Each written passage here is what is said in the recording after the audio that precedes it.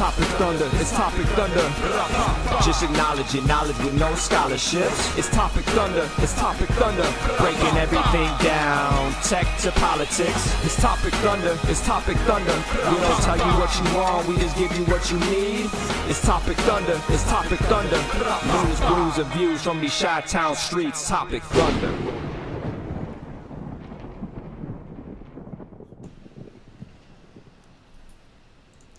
It was so good. You could hear it twice, and you should hear it twice. That was my good friend Bijan, the Biz and the of the Shiesty, doing the intro for Topic Thunder, which you have safely landed upon the USS Rapapa. That's not easy, folks. There's landing on an aircraft or a ship such as is not an easy feat. So kudos to you. And if you're showing up on the show, you signed a waiver. Actually, let's be very frank about this. You met with our legal team. You signed multiple waivers, and then you were allowed access into the world's most dangerous chat show, the Thunderdome. Everybody, we got VIPs showing up. We've got everybody. We got all kinds of all stars. A trumpet thunder. You son of a bitch! Boo. Don't boo. Boo trumpet thunder. Vote. Yeah. Right? Yeah, early voting. Yeah, I was just at the grocery store just before we went on the air, and I saw that the early voting line wasn't as long as I expected, because there was an early voting line by my work, which was quite long for the last 2 days. Interesting. And then the one right here by my house, not so much. So I said, you know what, tomorrow, because I couldn't do it, I didn't have time to stand in line tonight to do it. Okay. So tomorrow I will probably go and just go ahead and knock out my voting and get that done and taken care of. But it was interesting to see. I did kind of stop and take inventory of who was standing in line, right, and what those people looked like. And it was eclectic. Young people, old people, middle-aged folks, men, women, different races.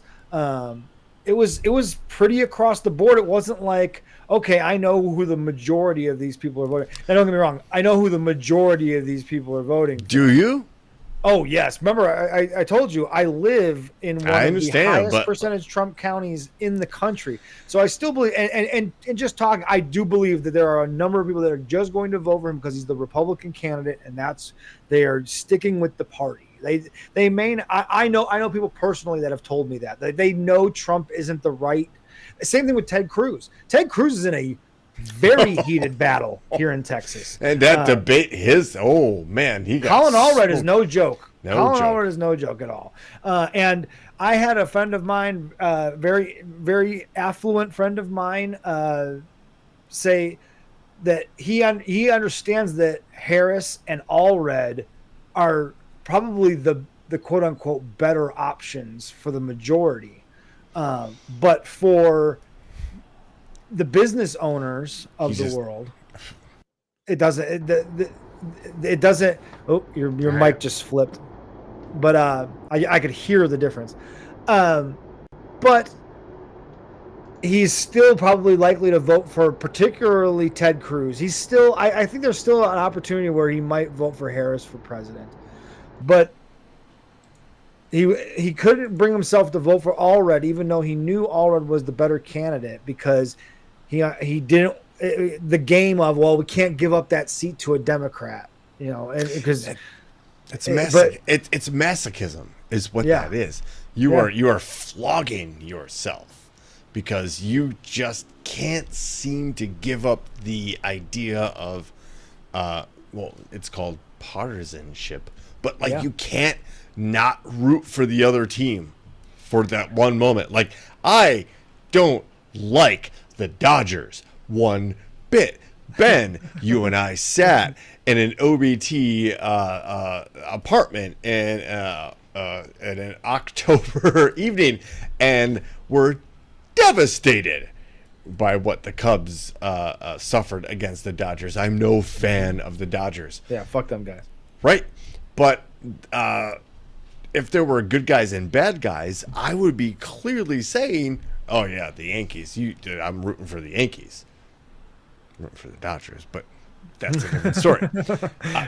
This idea that you can't switch teams, and the other concept, that mindset that I know that this political party is not going to serve my community or do anything to benefit the public at large. Mm-hmm. But I'm still going to vote for him because... still going to vote for him. But why? Yeah, really? I don't know, man. It's hard. We're getting off track. We haven't even got into drinks yet, and here we are getting into the thick of things. Well, I mean, all of these things are cyclical and tied in and symbiotic, so we're just going to flow right into it because we can't have a proper discussion about these things without some sort of libations, some sort of grease between the wheels, as you say. Ben, I had the privilege and honor of creating T-shirts to celebrate the upcoming Radiologic Technologist Week. I picked them up today in Buffalo Grove. We were talking about that. That's kind of out by where your kind of neighborhood, right? Somewhat of my old stomping grounds, yeah. Right. The northwest suburbs, let's say. I'm a southwest suburbs guy, so that was a new thing for me, right? But nothing I hadn't previously experienced. And I walked into a Woodman's, and I heard about the legendary Woodman's grocery stores, and wow. Yeah, that's not something we were talking about. I have not had the experience of being in a Woodman's. Woodman's came around just after. Yeah, my mom grew up in Buffalo Grove. All right, right on. This was I've never been in a Woodman's. I'm a Jewel Osco guy. That was my grocery store. The Jewels. The Jewels. There was a Dominic's. Yeah, because we always said a Dominic's. We had an Eagle. We had Eagle Foods. Of course, shout out to the Aldi's. Right? Aldi's still kicks ass. They still contend. Oh yeah, because they were into the quality product before that became chic. They were just like, here's a quality product at a low price.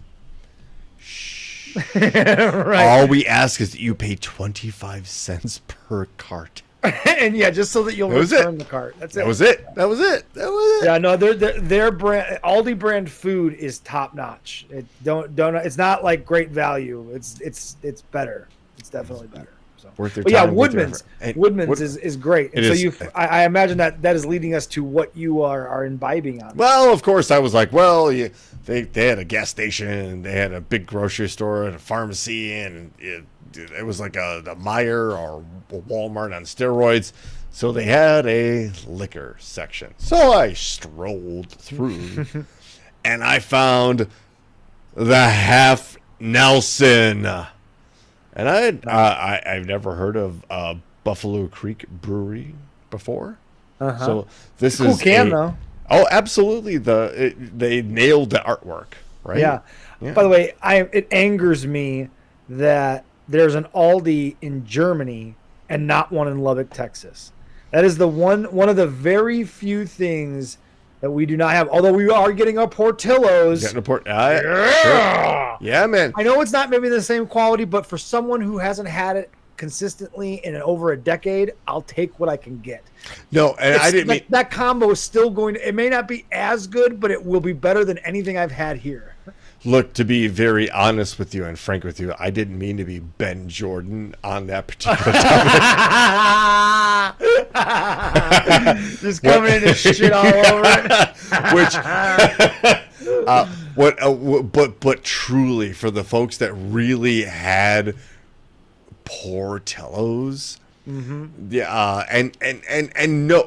notice it's still it's still delicious, but it's not the same. I'm willing to accept that. Look, and when you sell to a hedge fund and they go, well, how can we take this brand national? One of those things they're going to look at are cost of supplies, food, all those things, right? And let's just be frank, they're going to go with the cheaper option. Ben, but I'll be frank for a moment. Yeah. The highest cheap end stuff, right? Okay, so it's not the cheapest of the cheap. It's the highest of the cheap. But they're still going to make their profit taking it national. Look, man, I loved walking into our Portillo's, getting me a beef, dipped, baptized. I'm a baptized kind of guy. Like, dipped at a fucking sandwich, the whole thing into that vat of beautiful au jus. Yes, I want that. Yeah, with the hot jardiniere. I can't Give me wait. the hot jardiniere, and then I'm a cheese fries guy to go with that. So give me the cheese fries, Yes. right? And then give me a Coca-Cola, and then leave me alone. For someone who is actively dieting and not able to eat anything close to Portillo's at the moment, I am both excited and nervous about when it gets here, because I feel like there's a good chance that I will eat it every day. Because not only is it coming to Lubbock, it is literally, in the words of Rob Lowe from Parks and Recreation, Yes. it is literally going to be down the road from where I work. That's That's trouble. dangerous. That is very dangerous, girl. Trouble. So I'm Sorry. gonna have to. I'm gonna have to really have to contain myself. But back to the lecture at hand. Half Nelson. Which is a double dry hopped American wheat, Wheat. as it runs its course through my palate. I'm going to take another sip. Redheaded stepchild looks interesting. That can at least look interesting in the name. They always do. Okay. Brooks Bolts, that's a 3. Okay. I'd go 2.5 to 3 if I had to. If somebody Interesting. So not on the better side, on the lower side. It's a good beer. It's not something that I would go, oh, you got a half Nelson. Right? No, yeah, you're not. Maybe gonna the do full Nelson, but I haven't had that yet. But still, like it's a good beer. But like, gosh, yeah, like we'll shade towards the It's probably 2.5. lovely and tasty. Yeah, if you hate it, it means that probably all those of us that hate the kind of beer that you like will probably like it, because the Well. scales seem to be opposite. You know, Ben, I fashioned myself as some kind of social scientist. So one of the persons in the world's most dangerous chat zone, the Thunderdome, Is literally in the happens other room. Literally, just Literally. a door away. Literally a door away. So I will welcome Gigi's opinion to come in and taste this for herself and let me know if that, like, if I'm the bad guy here, right? Oh, she just busted into the room with gusto and drama. Like, she By the way, literally. Ryan Hansen mentions that Hulk Hogan's All-American beer is available at Woodman's, and he was at the Woodman's, I believe, like in Lakemore. Wait. Oh, see, You thumbs like it? up. Yeah. You literally like this? I bet I'd like it then too. Son of a bitch. No, this is not the Hulk Hogan beer. But it is. This is the full. That's a half Nelson. Ben, you would like it. It's very lovely and refreshing. I don't think so. See, Ben, there we but go. All right, I'm in on I'll it. fight you on this. Okay, fine. But since we're I- talking about Hulk Hogan real quick, he was at the Woodman's, Yes. right? And one of our mutual friends, Mike Seva, old Havoc, went to meet Hulk Hogan. That was at the Woodman's. Jewels. That was in Homer Glen. Yes. And what shocked me is that Hulk Hogan is shorter than him. Well, you know, I'm sure there's some spine compression after all the years. I just don't remember. I remember, Mike was a big guy, but I just don't remember him being Hulk Hogan size. And standing next to Hulk Hogan in that picture, it was shocking to me. I was like, maybe he was. is it a Hulk Hogan impersonator that they're sending out to do Hulk Hogan impersonation? So, what did you think? Honestly, what are we listing? I thought Hulk Hogan was at? like 6'4". I was thinking 6'4", 6'5", right? Yeah. I'm 6'1" on a good day, Right? and Havoc I mean, you was have, a little bit taller than me, and by comparison, Billy Whack is like a couple more, 2 inches taller. That, like, I have to kind of look up a little bit. right? But that's like, I mean, let's be frank here. Hulk Hogan was never the actual weight he was listed at, and never the actual height he was listed Are at. you gonna? The next thing you're gonna tell me is that the fucking Easter Bunny is not real. I'll also tell you that Trump is not the most healthy presidential candidate of all time. Speaking of which, But, hey, we've got stuff to talk about, and let's... he lost 7 inches from spinal surgeries and leg drops. That's it. I mean... See, you looked it up when you watched the documentary. He's 6'7". There's no way Seva is that big. No, 6'7" is like... I've been in an elevator with Scott Hall, who had a handful of it was Amstel Lights in his Amstel Light bottles in his hand. He probably had a 6-pack in his hands.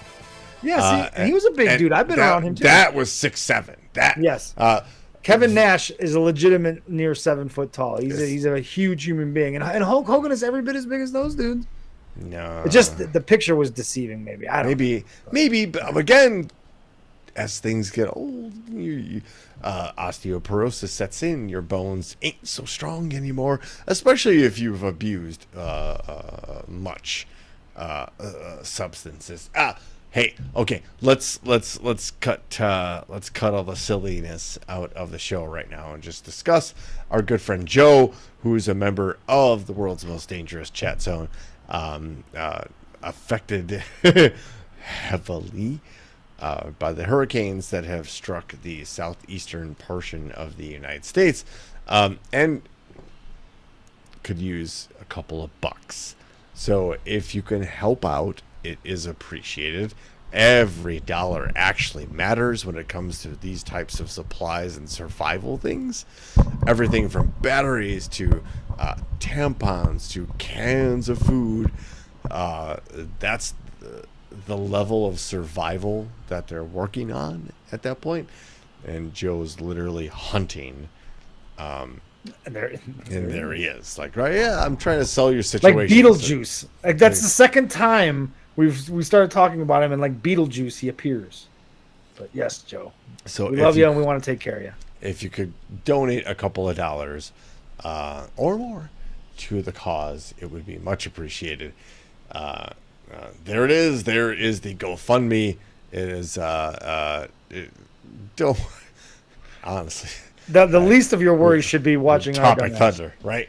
But hey, that just goes to show the level of dedication. Indeed. To the level of the Thunderdome. Hey, let's move on, Ben. Let's talk about some dicks. Okay.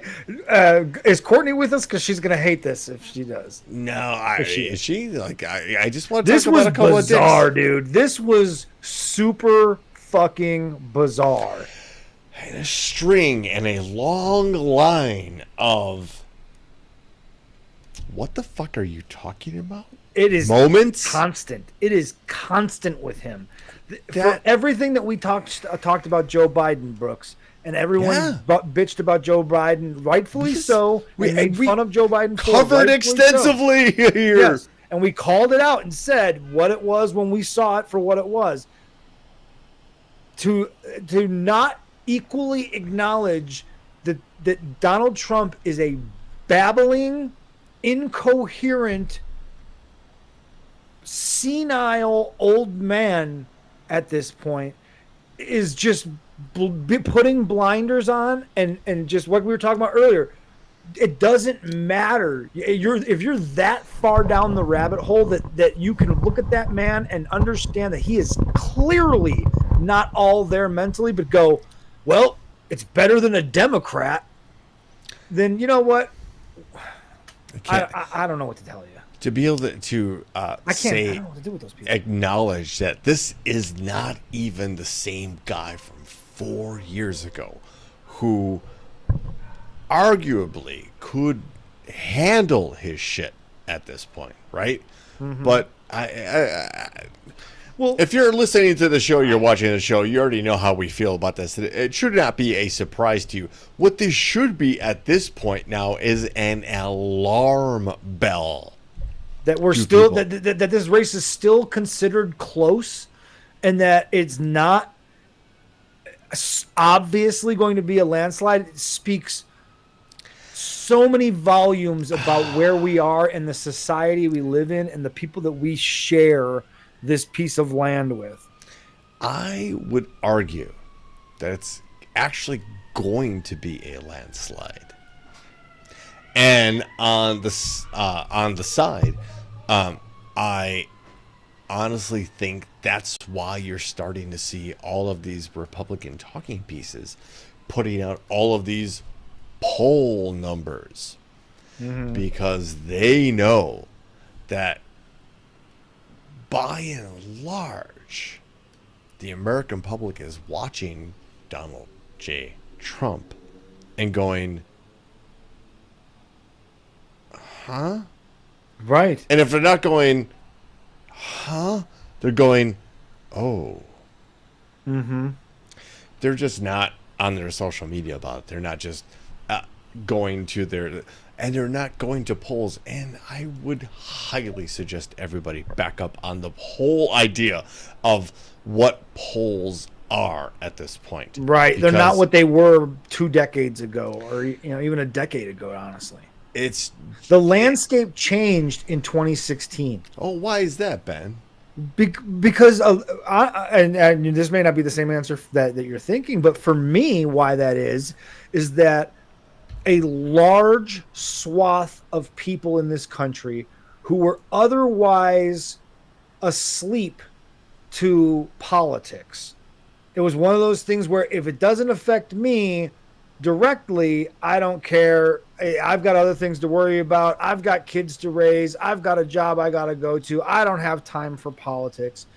Donald Trump's entrance and honestly, Hillary Clinton being so goddamn unlikable as an opponent of his, that, and such a stigma around the Clinton name, allowed Donald Trump entry into politics, and it invited tens of millions of people who don't genuinely understand how the government works, how politics works. They genuinely believe that Joe Biden and Kamala Harris basically have a magic wand because they're president and vice president, and that at the behest of them waving that wand, they can fix any problem that the country has. They just choose not to, as if that is how it works. And they're just so ignorant to politics and what the three systems of the government, the checks and balances, and the executive and the legislative and the judicial, how that all works. They don't have any, and that's a product of our education system having obviously failed us as a majority, because it's a lot of people that don't fucking stand what it is they're getting into. And so here we are now. People are voting and they're not answering these polls like you're talking about. Back to loop it around to what your point was. These people aren't answering polls. They're just showing up at the polls because it's new. It's the new thing to own the libs by. If you are anti-woke, it doesn't matter what the policies are. You're voting for Donald Trump because it's a vote for against woke. It's against the Democrats. It's against the liberals. And so it doesn't matter. And that's all this is about owning the libs. That's what this all started about. It's no longer communism versus capitalism, right? That was what the world battle, that Jon Stewart pointed this out, and I think he's genius for it. That used to be what the world battle was about, capitalism versus communism. And that's really no longer a fight that is real at this point, right? It's not on the consciousness. It's now woke versus anti-woke. And that is spread across the entire world. We talk about Vladimir Putin. He's not communist. He's anti-woke. And so he's okay. It's more than that, but yes. You know what I mean? Rant over. I'm sorry. Oh, no. And there's a lot to unpack there, because one of my main frustrations is the influx of voters who think they know what they're voting for. Folks, I was in junior high, and I'll be very honest with you. I was a George H.W. Bush fan I grew up in a Reagan household. Okay, I've been paying attention to politics since junior high. That's no joke.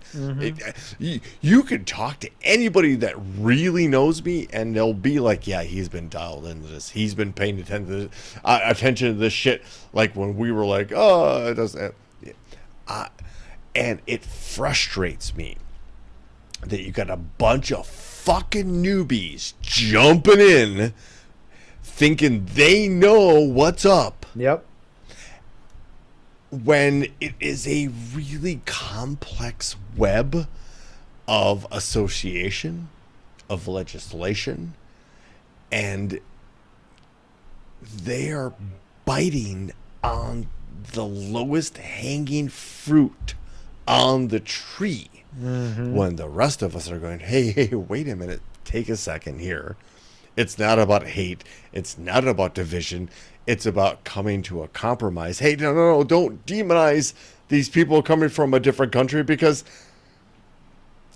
they're doing jobs that the rest of you don't want to do in this country. Right, and your lifestyle depends on some of these people. And that's just one of the aspects of these things.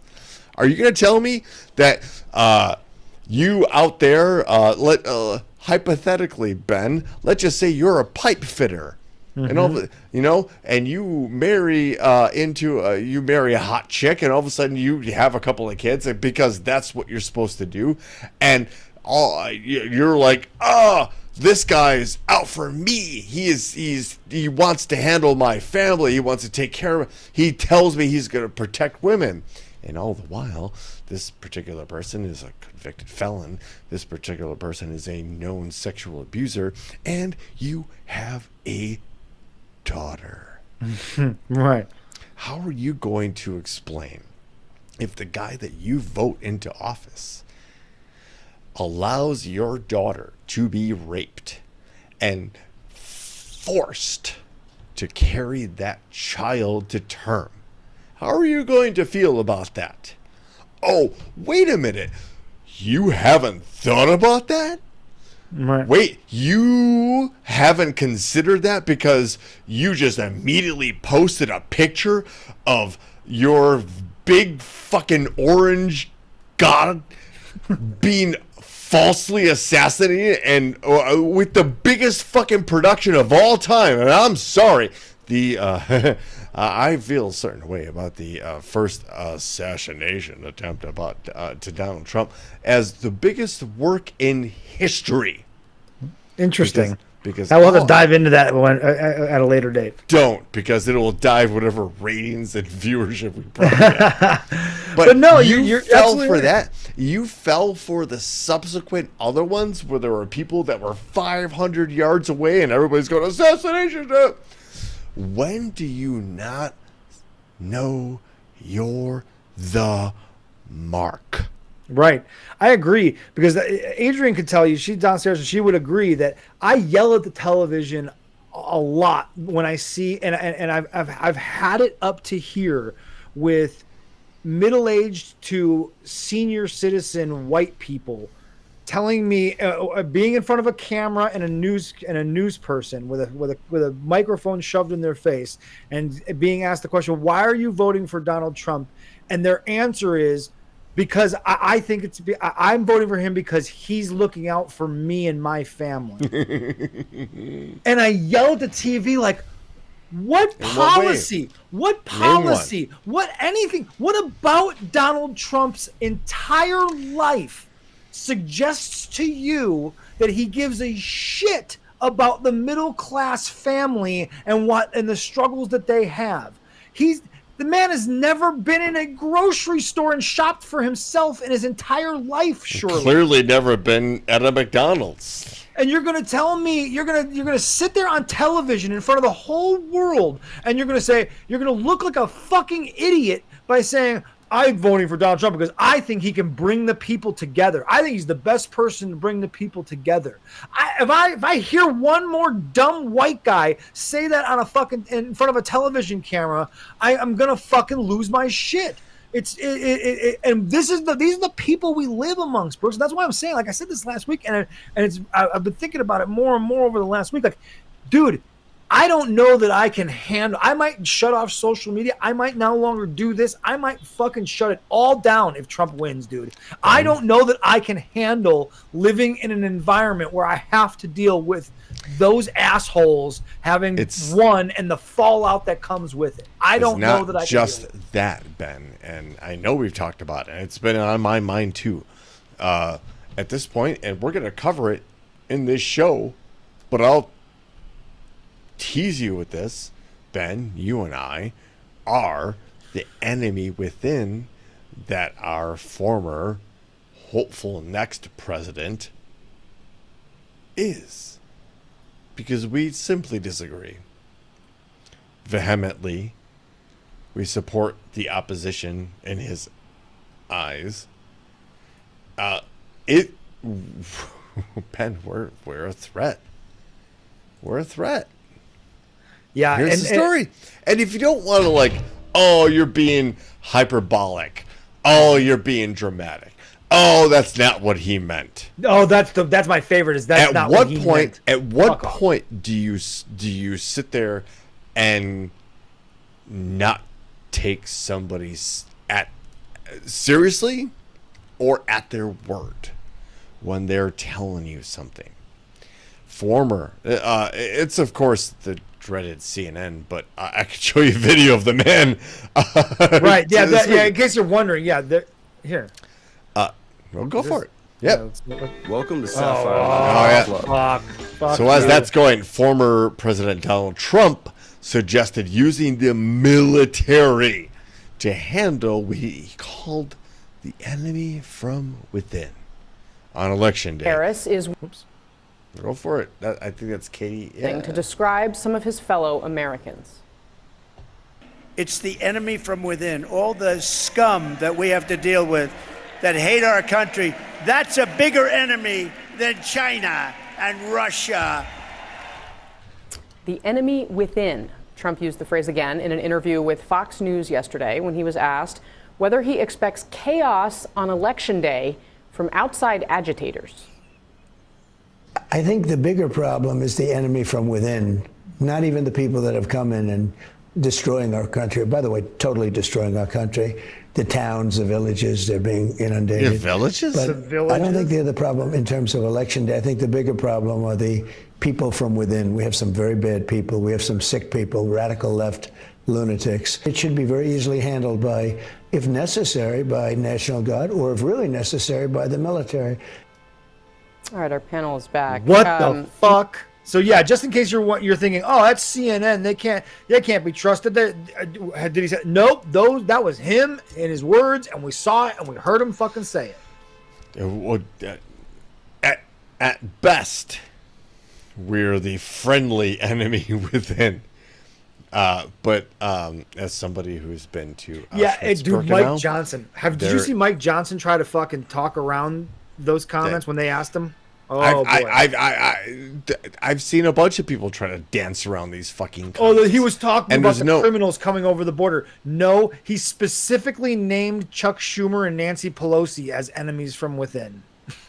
So, like, you don't have... Yes, Biz, anyone who goes against them would be arrested. That's what he's telling you. And that's what Project 2025 wants to fire everyone in the government, and you can only work for the government if you support the current president. That's the kind of infrastructure they want. Even then, there's a lot of evidence and a lot of history to this type of political movement. It always ends up with a fascist state. Ben, on these airwaves, we're not trying to pat ourselves in the back in this situation, but like this is akin to what happened in the Weimar Republic in Germany shortly before Adolf Hitler rose to power. And if you don't know what I'm talking about, please, after this show's over, go and Wikipedia it. that might not be. And if you're going, that Wikipedia liberal, blah, blah, blah, blah. Okay, then find some. It's at least a starting point. It's a starting point that will list references. And if you're really serious about your research and you want to know about the history of the world and how this is kind of playing out, the record is fucking skipping right now. Right? Go please check that out, because we are at a point where we have a political person who is acting like a messiah, and the people backing that person treat any type of criticism of their messiah as a death threat and are willing to use violence, January 6th, to accentuate their belief in their messiah. Dude, John Kelly worked alongside Donald Trump, was his chief of staff, correct? Yeah, sure. And he just came out yesterday, and it was I don't know if it was released or he put it out there. This was part of the Bob Woodward book, and the Woodward, and we it's a whole other show. But he was there and was working alongside Donald Trump last time, and it says the guy has fascist tendencies. He views things from a dictatorial. No. Fascist. Basically, he would be a dictator. He said a fascist. He's a fascist. Which Trump he gives said all the himself. Signs. Yeah, he gives all the signs of a fascist. You know, when I posted about this on my social media this week. He's also talked about using the military and National Guard to stomp out crime in the inner cities. Like, what? And then people are like, "Whoa, are you anti-crime? Like, are you pro-crime?" And it's like, dude, no, I'm I'm pro-solution, bro. Law enforcement. The U.S. military is not a law enforcement arm. It's also not a solution to a socio-economic issue. Right. If political protests get out of hand, you're going to send in the Army and the National Guard? No, because it's not breaking any federal laws. And also, so it's just about, because it's all about perspective there. It's only a protest if you disagree with the people that are there. You know what I mean? Like, it's only a bad thing if you don't agree with what they're protesting against. So you're allowed to deploy the military against those people because they are politically not in line with you, and that's what a fascist does. This is what a dictator does. This is the signs are all there. He's not even trying to hide it, which is what we're talking about. He's saying, believe him. He's a liar. So we know that he's a known liar. Lies about a lot of things. How'd that Trump steak taste? How'd that degree from Trump University go? He lies about so much that it allows him to also tell you the truth, and you to be not so sure whether or not he's actually believes what he's saying. But there honestly, are pieces you can tell the difference. This is all because legitimately this all can trace back to the TV show on NBC called The Apprentice, which they literally created the fictional character that you think of when you hear the name Donald J. Trump. Yeah. That is before that, everybody he was a too hot to handle kind of topic, and at that point, I think a 3-time bankrupted businessman. There were 3 more subsequent bankruptcies. He's probably most known for going on the Howard Stern show and talking about his sexual fucking weirdness, prowess. Please. Stormy Daniels has debunked your penis size, sir. But we have to, as Ben, for the people that we're talking about, the people that we're angry with, that you never gave a shit about politics until somebody came up and was angry about the things that you're angry with, and you are rightfully angry about things. Sure. Right? As a middle class person, I'm angry that I pay way too much in taxes versus somebody who makes way more money than I do. Right?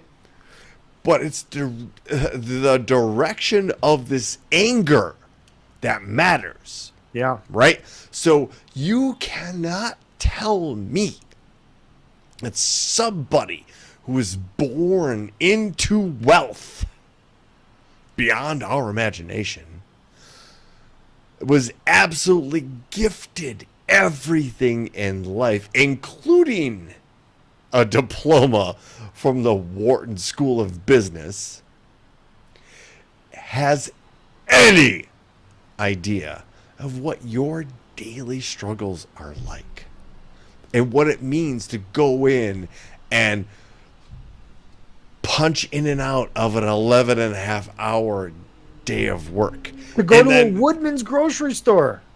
And Anything. pipe fit. And like, that's not even counting the commute. Right? That you give half your life to providing for the people that you love, the family that you've had and built. This man, and I'll be very clear, Donald J. Trump, his children, and his other sycophants have no idea what that struggle's like, but they're going to tell you that they do. While enacting policies that will absolutely crush your way of life. And I don't say that lightly. I don't. What we are at least trying to show here is that these people mean business.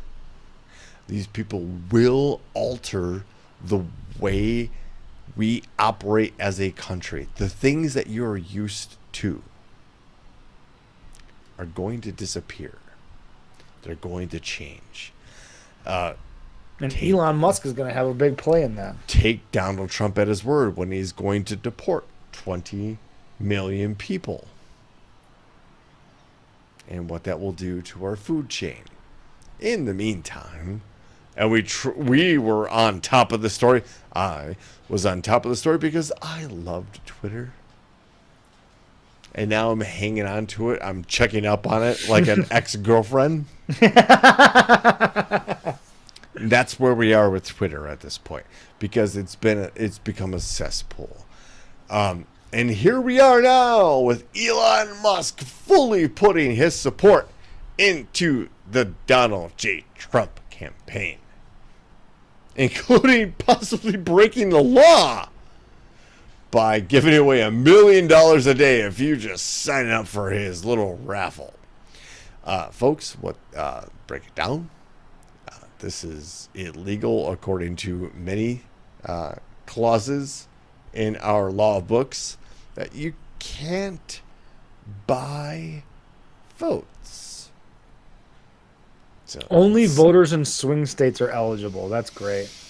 A historic $1 million giveaway to swing state voters after the agency was warned by lawyers who claimed that the initiative may be illegal. They don't care. Stealing away election. Hey, again. This is not election interference. For those of us who have been paying attention for more than 4 to 8 years,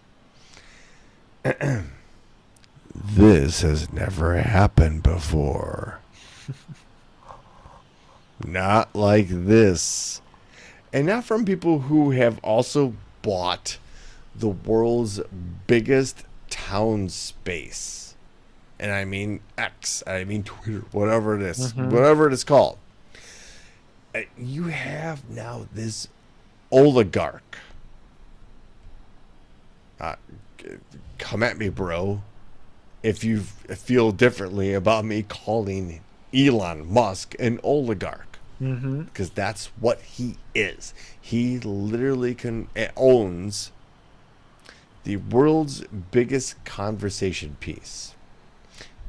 Bought it at a price, sunk that particular product to at least 2/3 of what it was worth. At least a third, maybe even a third of what it's worth. He's a great businessman, just like his buddy Donald. And now is going to ask for your vote.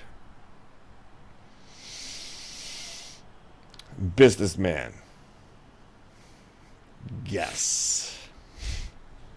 Smart person?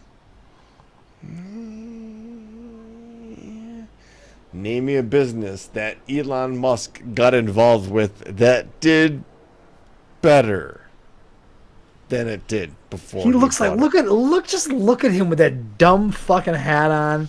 Let's be very frank about who Elon Musk is. He is the child of billionaire emerald mine owners from South Africa who grew up in apartheid.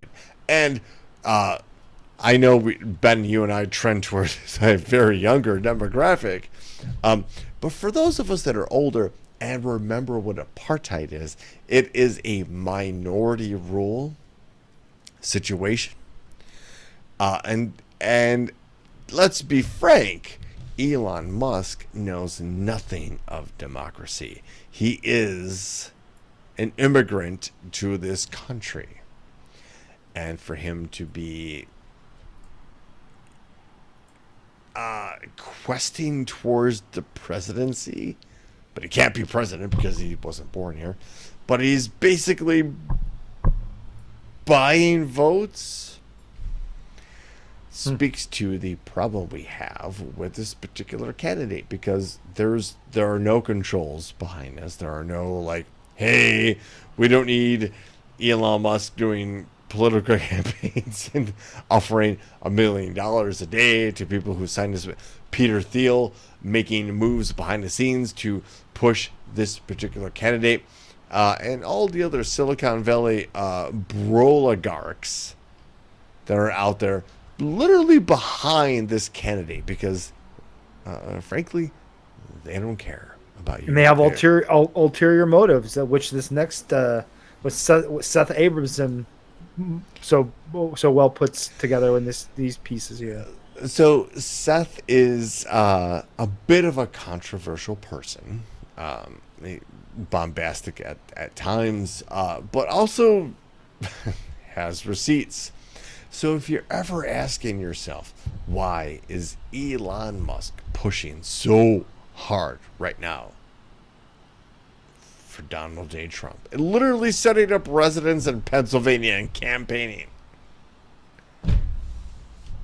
across Pennsylvania? This is why. It's that top right picture, Ben. It's because if Kamala Harris wins,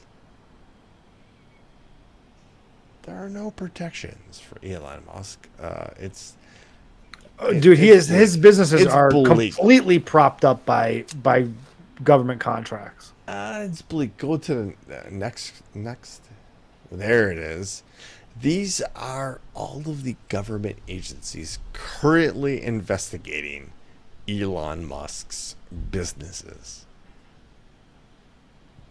This is why Elon Musk is really desperate to have Donald J. Trump elected as president, because he'll probably wipe all of these investigations away.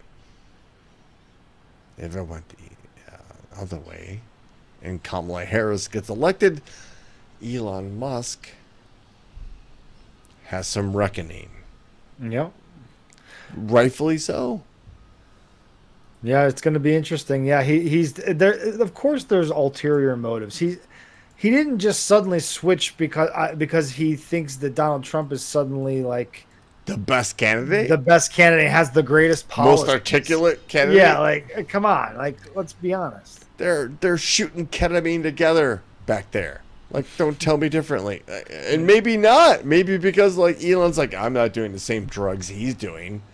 And Donald Trump, well, you can't tell the Don what to do, because he's going to poop in his pants regardless of what you say. So, okay. All right. Broox, Ben, you guys, You guys are always talking about these right-wing people, and you always talk about the conspiracies, and what about the people on our side who are trying to do the right thing and trying to lead a church and try to be godly people? Cool.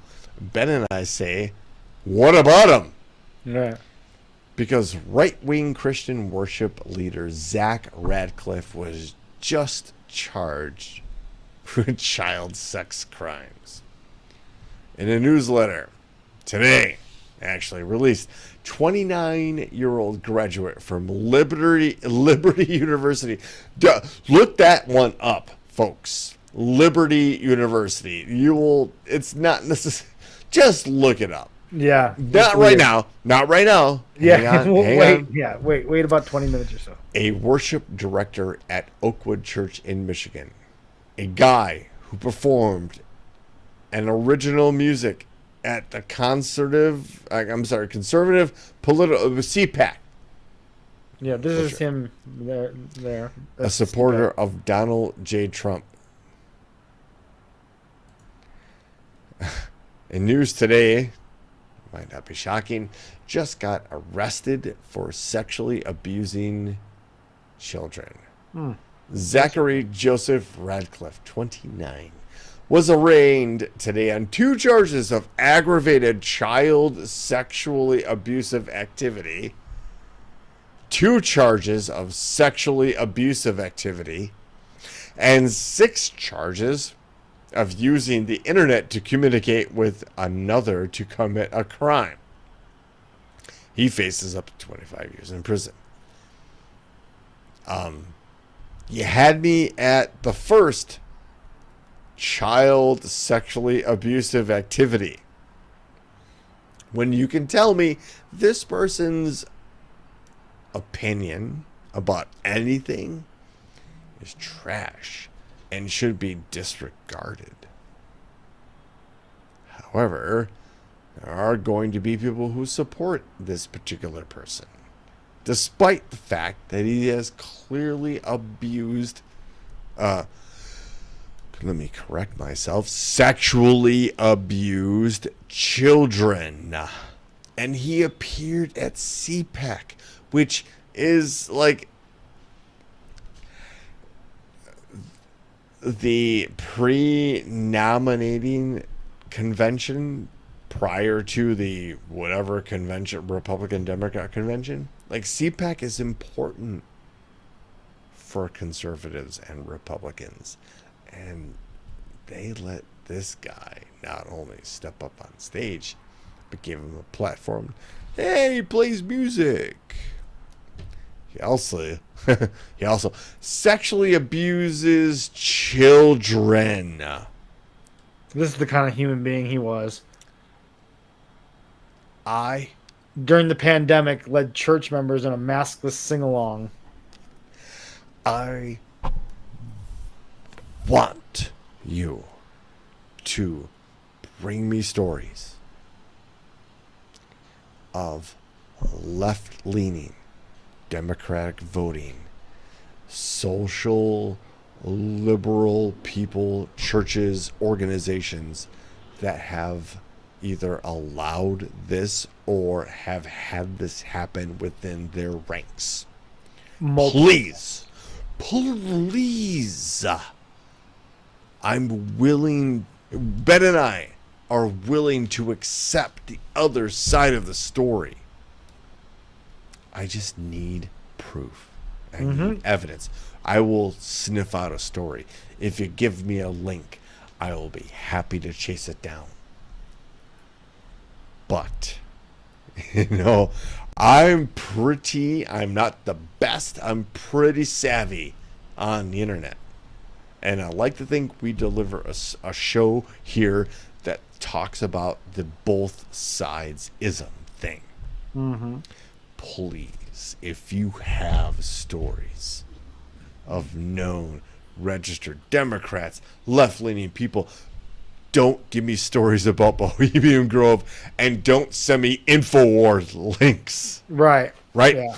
Give me something else, because if I sent you something like that, like demo. They're going to throw at you. The one thing you'll probably Everything's get fake immediately news, is Ben. Epstein. You know, the Clintons and the Epstein. Let's talk about it, but at the same time, let's talk about it. Let's talk about the names on the list. Anyway, yeah. They don't want to do that because Donald Trump's name shows up on that list. Let's talk about World War III. Yeah. Because we're kind of walking into it right now, and we're passively acknowledging that this is going to happen. And not to circle back to the whole Ukraine thing, but it circles back to the whole Ukraine thing. Because that is going to be the crux of this. And we are already witnessing the recreation of the Axis powers. And I don't mean like Germany and Japan and Italy. Axis just means it's different. It's a different course from you, right? Mm-hmm. But at this point, we are literally looking at Russia. We're looking at Iran. We're looking at North Korea now. Because apparently North Korea has sent not only military assets to Russia, but troops. Yeah, I heard about that this morning. Say, Ben, what does it say to you when you are in a unilateral country dispute? Let's just call it unilateral for the sake of the argument, right? And it's a Russia-Ukraine thing. And all of a sudden, you start to see troops from another country supporting Russia, and in Russia. How would you not think of that as an aggressive, escalatory move? Yeah, it's impossible not to. So here we are, folks. North Korea sent troops into Russia. We know Iran is supplying drone technology. And rumor has it, all my folks on the internet tell me that if North Korea is not only supplying ammunition, shells, and now troops, including special forces, they are probably getting back nuclear technology, which has long been a goal of that particular regime. Does that sound plausible? Sounds definitely plausible, yeah. Oh, it's more plausible than some crazy, like, they're eating the dogs, they're eating the cats. Right? So, yeah. The geese. Did you hear that? Did you hear that one? Where they were like, there's a clip. So do you now acknowledge that the dogs and cats thing didn't actually which is happen? what I heard, Ben. It's just what I heard. But I've heard otherwise. That's just what I heard. What about the geese? The geese. They're gone. Like the gooses. Yeah, the geese that they were there when it was warm, and you mean as it gets colder, the geese like they leave? I mean, do you know what that means, Donald? I think we're far enough into the show where I think we filtered out folks who might not be aligned with us particularly politically. When I tell you, if you're still supporting Donald Trump after all of this information put in front of you, all of this evidence, the man is either, take your pick, evil, senile, demented. No. I don't know what the fourth because all those other things I just want to know if you're still going to vote for him. I want to understand why. It's going to make you feel good. It's going to make them feel good, like that. This is the guy who's coming out and being angry. So it is literally about the political movement of grievance, that you don't like the way things are going. And brother, I hear you. Yeah. But the idea of electing a fascist who's going to strip every chance of you changing anything you disagree with away is the worst thing that you can do. I'm not saying that Kamala Harris is the perfect candidate, or her continuing the Biden, Bush, Obama, Bush, Clinton, Reagan, all the way back to that. I'm not saying that that's the right way, and I'm not saying that that serves us. It doesn't. It clearly hasn't. Things have not gone well ever since the Kennedys were assassinated. Let's be frank, right? Electing somebody who's clearly telling you that they're going to strip away all of that stuff and jail, if not worse, people who disagree with them, that is not the solution. Yeah. And again, folks, this is, I'm not, at this point, yes, I'm going to shame you. This is why you're gullible. If you have just started to pay attention to politics in the last 4, 6, or 8 years, I'm sorry, but you're the mark. Yeah. You're the mark. You don't know what normal is.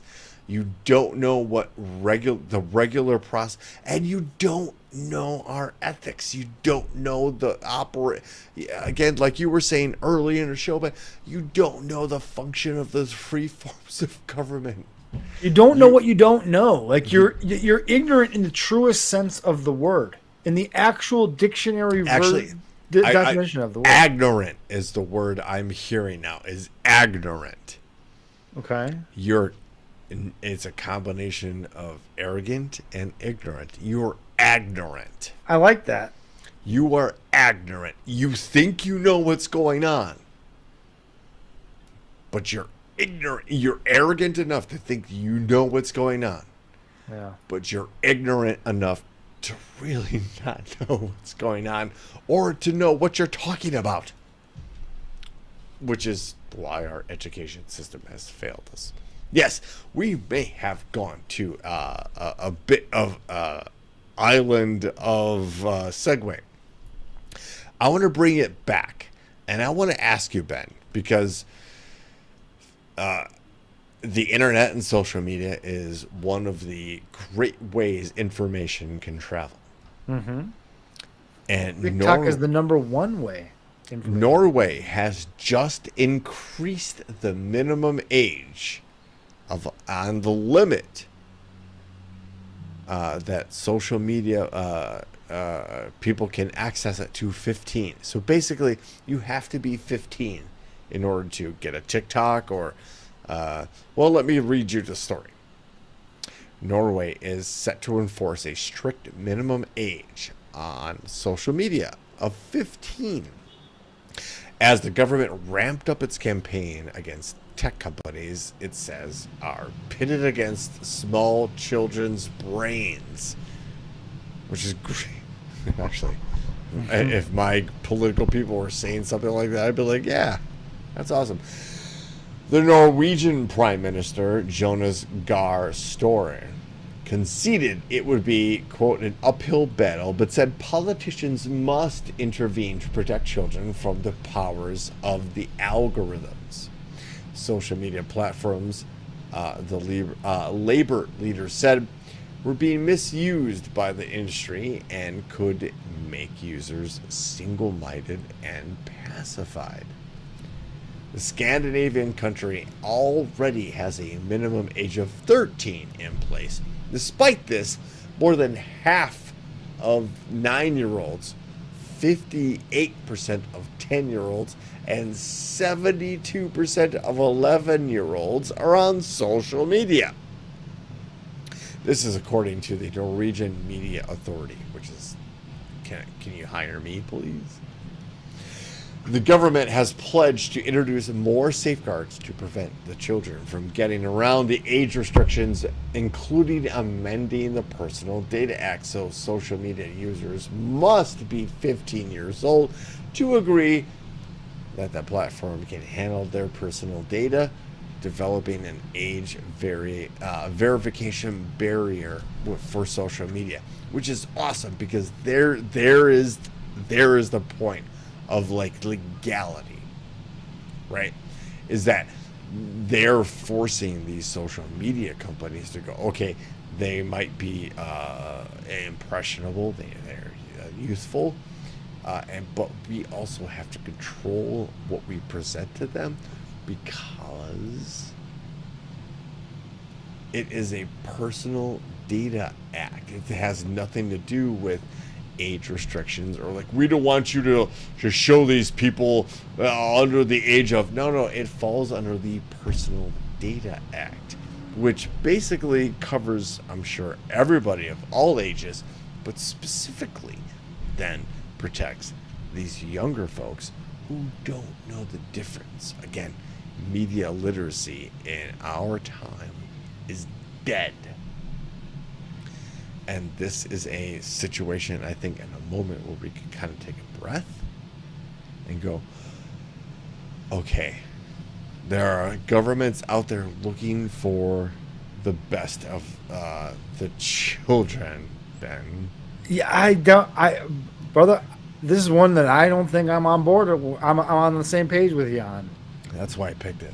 And I cannot fully express why, but there's something about this that is unsettling, in that the government, like, I understand the need for government in some aspects of life.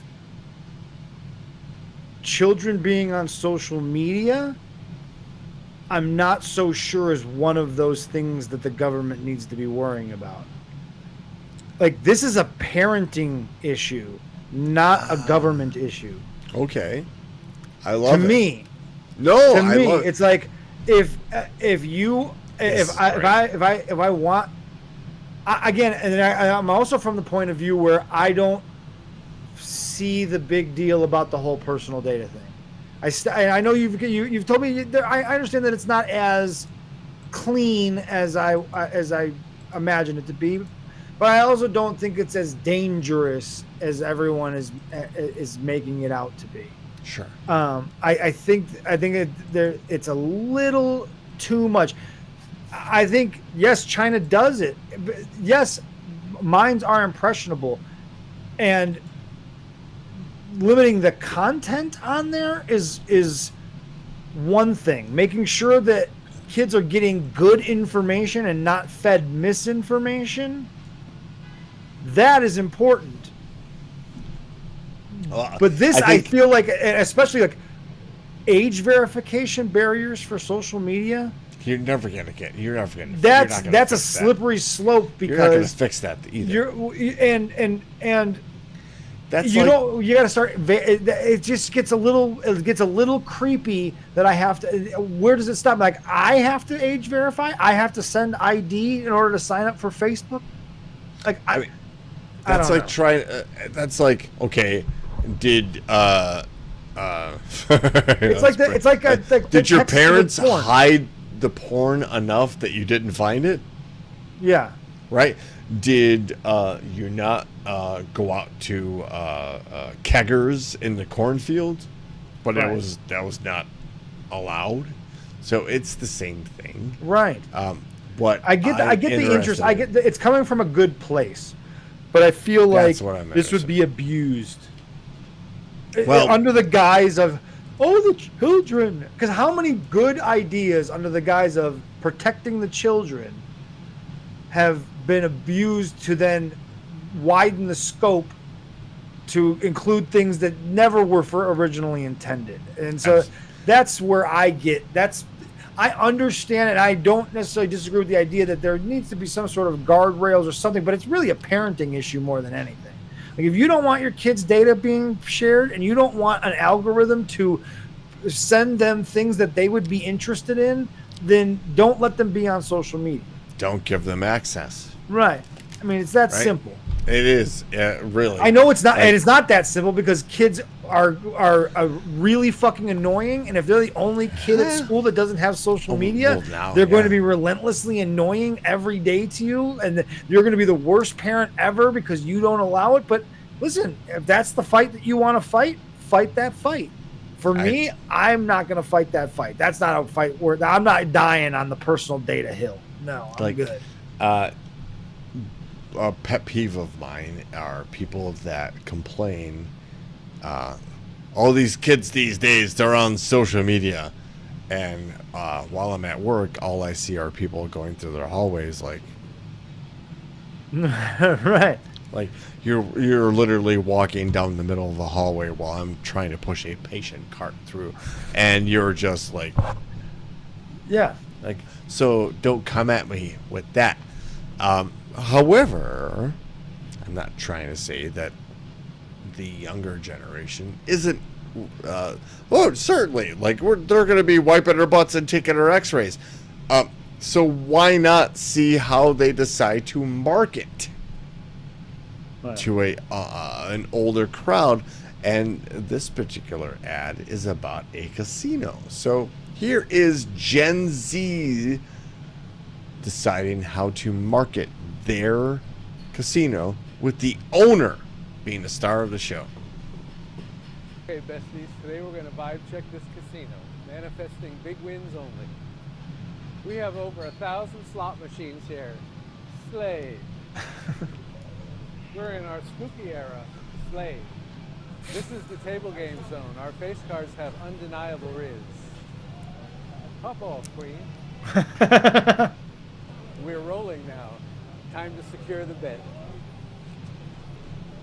Bet. You see how I pick up the dice? Very demure, very mindful. Yeet.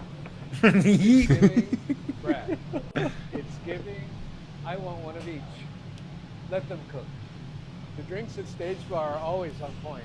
This month, the girly pops are drinking a pumpkin spice espresso martini. It's quite delicious, I fear. We've secured the bag. It definitely passed the vibe check. See you soon, besties. Oops. That's how I'm going to approach the kids these days. Yes. Hey, I've got the Riz. Yeah, it's. He said a bunch of things that I don't understand. I had to look up some of those words, not gonna lie. What I also took pleasure in looking up is the idea of let's introduce this ABC Chicago based this is news. crazy. That an exotic large cat native to parts of Africa and Asia has been found hiding under a resident's deck after being spotted wandering around an Illinois golf club in the suburbs of Chicago. The Hoffman Estates Police Department in Illinois said they were made aware over the last few days of a large cat in the area of Della Drive and the Hilldale Golf Course.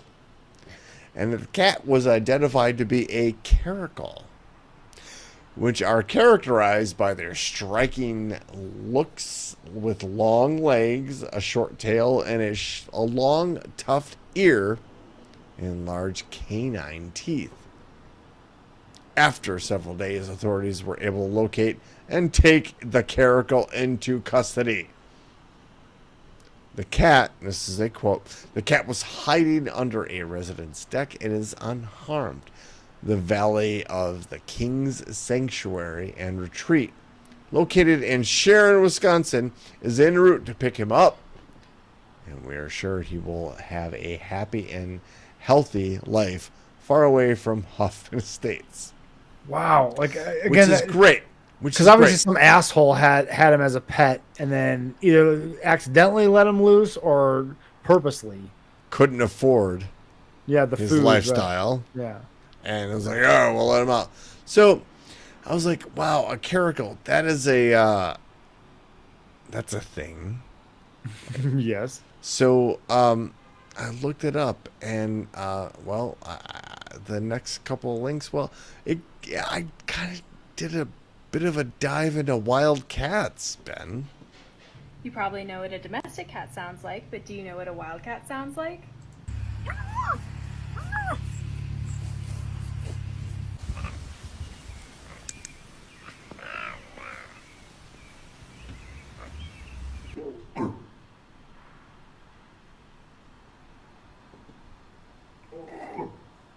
The fuck? Whoa. Yeah. Fuck with that. That says, don't fuck with me. Mm-hmm. I will rip your entire fucking throat out. Sames. Like, right? I'm a cat, but... And of course... Don't... Just let you know. Crazy. I'm comfortable right here lying down, but I will come and massacre you.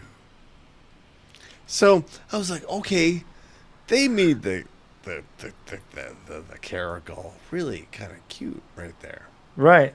Kind of. A little bit. Then I found this video of what a caracal really fucking sounds like. Oh, God. Also, how small the head is compared to the body. You'll see. Yeah. Why are you always angry? Yeah, look at that. Head. It is very small compared to the body. That's wild. It's a very angry cat. Why would you have one as a pet? Never. They want to kill you. Oh, it's cute, right? Yeah, no. Sure. It's a wild fucking cat. Until it goes... Right, until it fucking hisses at you like it wants to rip your throat out.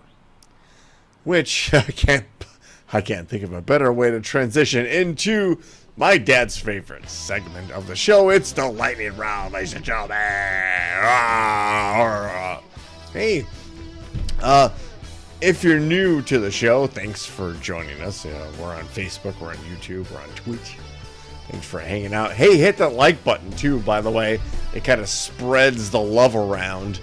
And speaking of spreading the love around, this is the lightning round. And folks, it's the ultimate act of democracy. As if you're here and paying attention, you're in the world's most dangerous chat zone. We call it the Thunderdome. And like I was saying, speaking of democracy, we count your votes here. And your vote matters. So just vote right in there. All you have to do is throw up a number based on the stories I'm about to read to you. So headline number 1, without dilly or dally, thanks for all the lightning bolts in the Thunderdome. Headline number 1. Kentucky man declared brain dead, woke up during organ harvesting. God. Oh, that's that's so awful. Headline number 2. Bloody woman known for casting spells arrested by cops who found cooked human body parts in her home. Oh. And headline number 3. Portland parents discover inappropriate candy in Halloween bags. Oh, this isn't like weed candy though, right? I am not at liberty to disclose any Nobody's further details. giving away weed candy to kids. Nobody gives away. It's expensive. I'm not giving my drugs to your kids. No.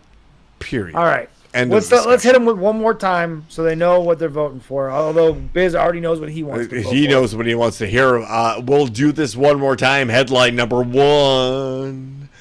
Kentucky man declared brain dead. Woke up during organ harvesting. So awful. God. Headline number 2.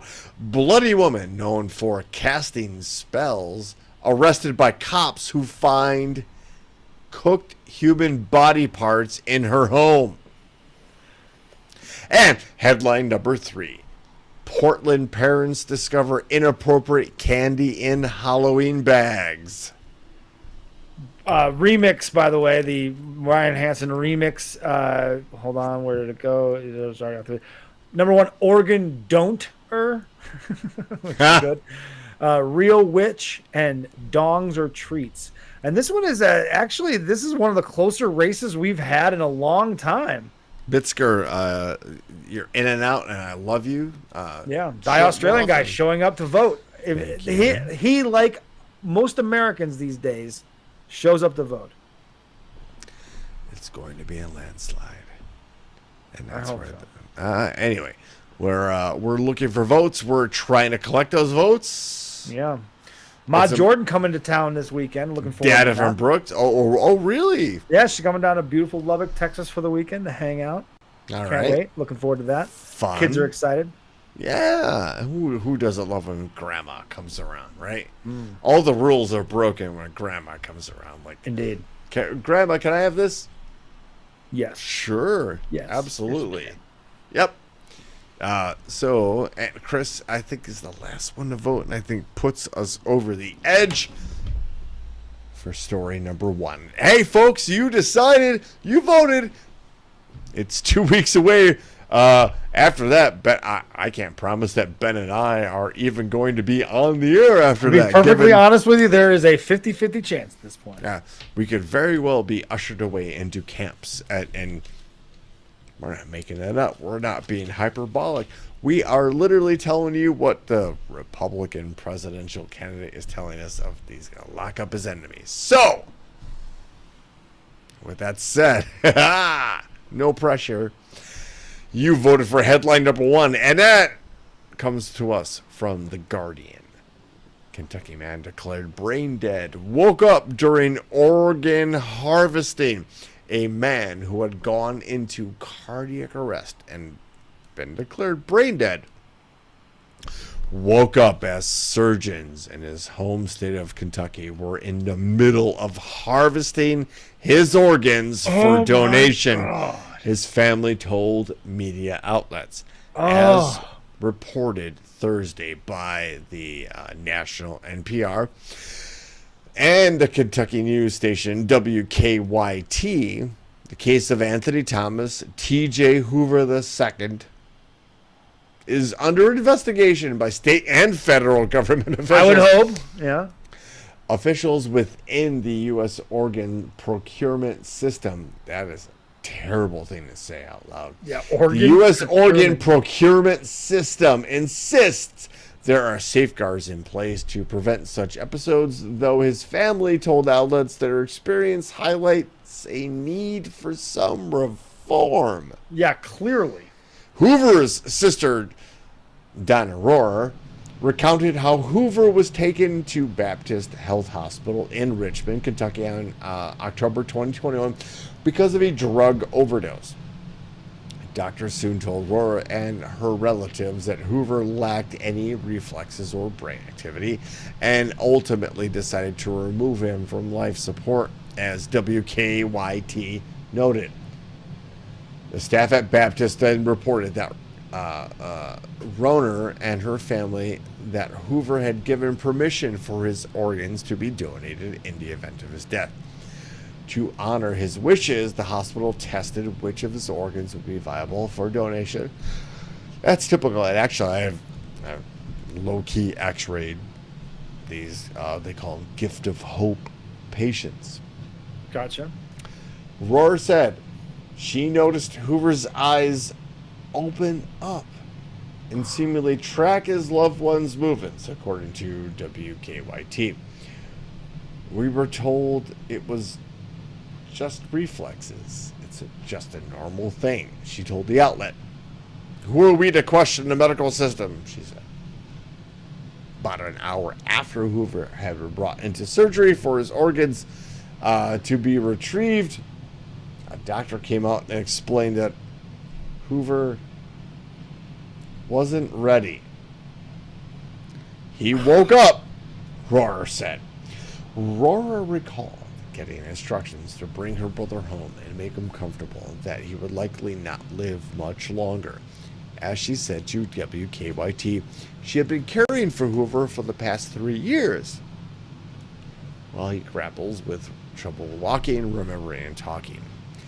WKYT reported that Rohrer will only learn the full details of her brother's surgery at the hands of Baptist and the Kentucky organ donor affiliates in January. That's when a former employee of CODA contacted her before sending a letter to a congressional committee that in September held a hearing scrutinizing the organ procurement organization. The letter said Hoover began thrashing around on the operating table and started visibly crying, according to NPR. In response to the accounts relayed by Rohrer to WKYT and NPR Baptist Health said in a statement that the patient was safely its highest priority. Quote, we work closely with our patients and their families to ensure our patients' wishes for organ donation are followed. I don't believe you.